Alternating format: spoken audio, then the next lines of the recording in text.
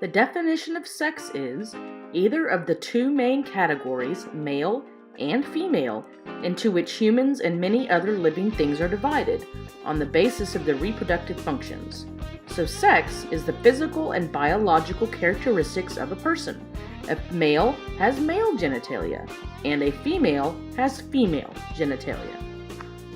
Gender is the state of being male or female, typically used with reference to social and cultural differences rather than biological ones.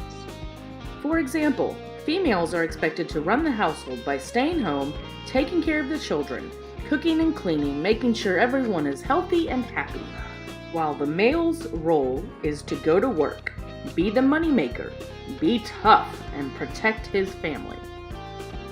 Gender roles are taught at a very early age at home. Parents are expected to teach their children how to act like a man and be ladylike.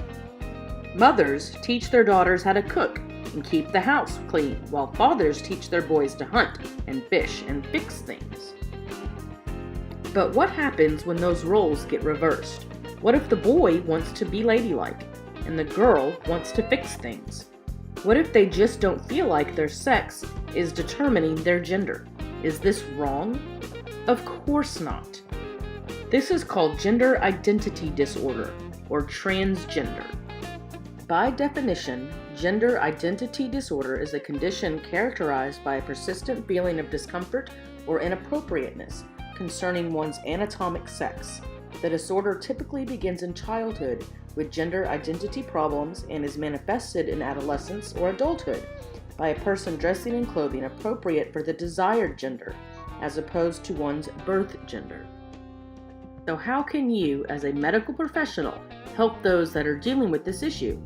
Biologically, transgender patients are a different sex from what they feel, but you must treat them biologically as well as mentally. Think about this: trans care.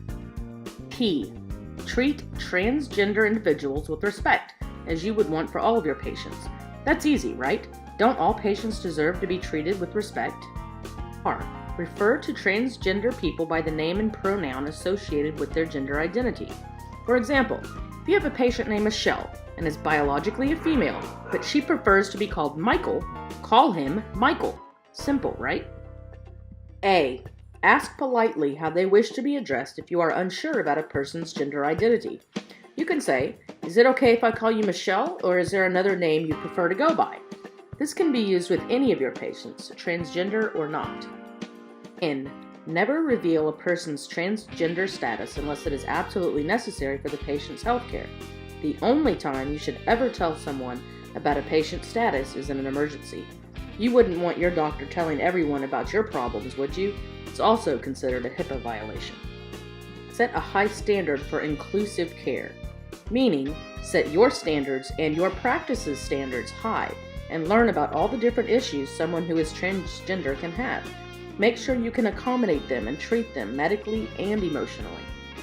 C. Concentrate on care, not curiosity. For example, it is inappropriate to ask about genital status if it is unrelated to care. It doesn't matter what sex organs they have if you're an optometrist, does it? So don't ask. Avoid negative facial reactions and offensive language. You do this with all of your other patients, right? Why should it be different with a transgender patient? R.